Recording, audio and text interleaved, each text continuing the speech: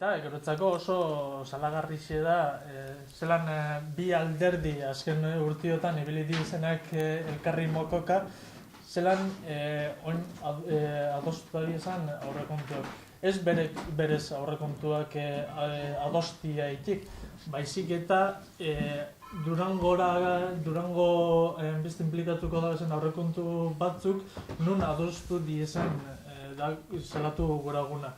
Uste dugu aldaketa sakona behar dela aurrekontuetan, integrala, arlo askotan, eta horregatik hain zuzen be, aurkeztu duguna izen da osotasunezko zuzenketa bat aurrekontuen zirriborruei.